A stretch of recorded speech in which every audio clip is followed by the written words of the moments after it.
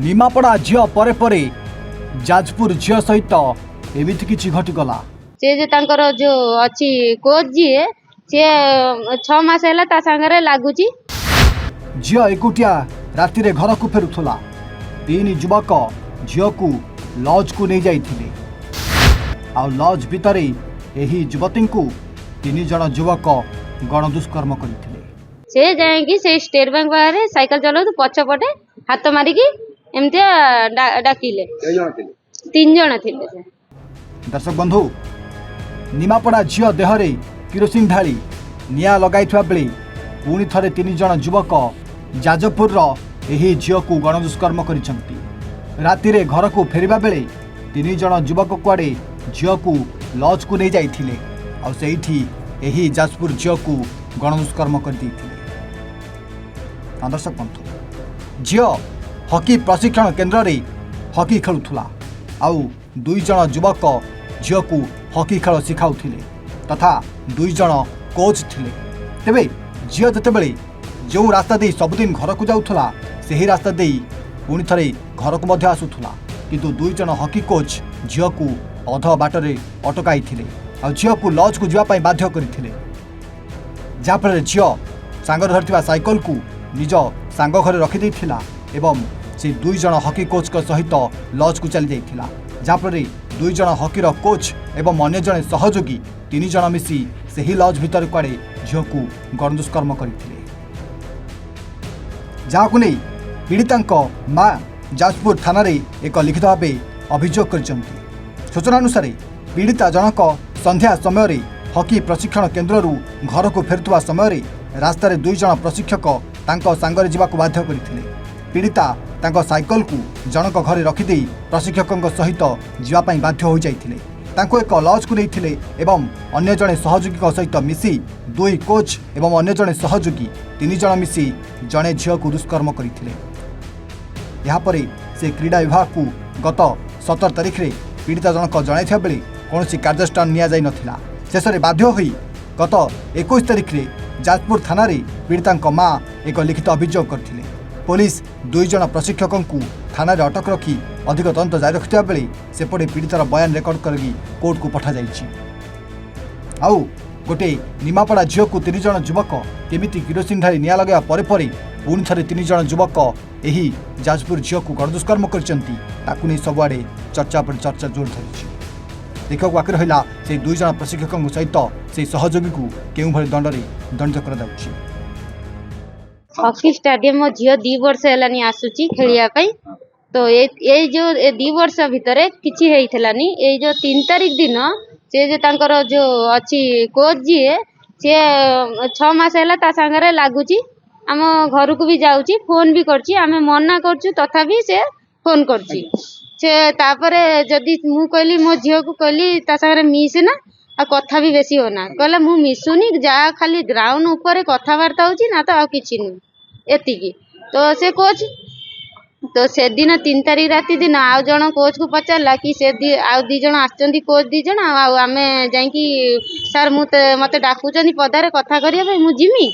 से कहले हां जा जे अछंती चिंटू सर जे अछंती से ताको पचारले से गला। हां से गला जाई कि कहला कि आउ मु जाउची जाई कि पचारी कि जाउची से सेठू गला। घटना कोन हला से 3 तारिख दिन स्टेट बैंक दे कि जाए सब थरे जाए। तो 7टा बेले घर गला वर्षा होउथला कहला मु जाउची ता संग मानन कहला मु जाउची वर्षा आसिलानी। से जाए कि से स्टेट बैंक बाहर साइकिल चलाउ तो पछपटे हाथ मारी की एमते डाकिले। 3 जन थिले से। 3 जन जदी थिले डाकिले से पछको अनेला ना सर से ओलै गला। जदी ओलै गला परे तो कहिले कि आमे तते कहिथलु अटकिया पे तू रहिलुनु कोन पे कहला ना सर लेट होची मामा पार्टी करिवे मु जाउची आउ आपण जा रखिचंती गिफ्ट मते ग्राउंड रे दे देबे ना तो आम घर को आसी जीवे बुझिले एति कथा कहला। तो कहला कि ना मु ताकू कहला मु जा कहमी बे तू सुनिया पाउनु ना कोन गेणा दे की कथा वार्ता हैला। से आउरी डरी गला तापरे कहला ना फिर ତା କହିଲା କି ତୁ ସାଙ୍ଗ ଏଇଠି ପାଖରେ ରହୁଛି ନା ସେଠି ସାଇକେଲ ରଖ ଆଉ ତୁ ଏଠି ଆ ମୋ ପାଖକୁ ସେଇଠି ତାକୁ ଅଟକେଇଲେ। ତାପରେ ସେ ଜିଦ୍ କଲା, ସେ କହିଲା ନା ମୁଁ ଯିମିନି। ସେ ପଛପଟୁ ଫେର 2 ଜଣ ଆସିକି ହାତ ଟାଣିକି ଆଉ ବନ୍ଧ ବାଟକୁ ନେଇକି ଗଲେ ବାଇକରେ ନେଇକି ଗଲେ। ପ୍ରଥମେ ମୁଁ ଜଣେଇଥିଲି ଆମର ଯୋଉ ଇନଚାର୍ଜ ଅଛି ହକି ଷ୍ଟାଡିୟମରୁ ଜଣେଇଥିଲି। ମୁଁ କହିଲି କି ସାର୍ ଏମିତିଆ ହେଇଛି, ଆପଣଙ୍କୁ ତ ଫୋନ ଲଗେଇଲି 3 ତାରିଖରୁ ଆଉ ଆପଣ ସୁଇଚ୍ ଅଫ୍ ରଖିଥିଲେ। ଆପଣ 7 ତାରିଖରେ ଆସିଲେ ଆଉ ମୋ ତ ଝିଅ 7 ତାରିଖ ଯାଉଛି ଏବେ ଖେଳିବା ପାଇଁ, ସିଏ ଆସୁ ନା ତ ତାକୁ ଧରିକି ଯିମି। ସିଏ ନିଜେ କହିଲେ ଆସ ମୁଁ କଥାବାର୍ତ୍ତା। ମୁଁ କହିଲି ନା ମୁଁ ଯିମିନି, ଯିଏକି ଯାହା ସାଙ୍ଗରେ ହେଇଛି ମୁଁ ତାକୁ ତ ନେଇକି ଯିମି ନା, ବୁଝିଲ ତ ନେଇକି ଯିମି ନା। ତ ସେଇଠୁ ଝିଅ ତାର ପଳେଇଲା। ତ ସେତେବେଳେ ଗାଡି ଷ୍ଟ୍ରାଇକ୍ ହେଇଗଲା।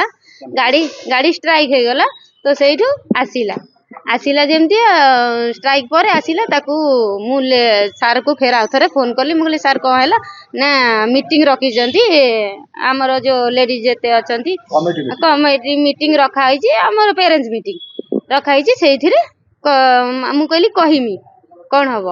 ତ ସେଇଠୁ ସେ ଯୋଉ କୋଚ୍ 2 ଜଣ ସମସ୍ତଙ୍କୁ ଫୋନ୍ କହିଦେଇଛନ୍ତି କି ନା ଏଠି କିଛି ଆଲୋଚନା ନାହିଁ, ଆସିବା ଦରକାର ନାହିଁ, ଏ ଫାଲତୁ କଥାରେ ନାହିଁ ମୂଲ୍ୟ, ଆସିବା ନାହିଁ।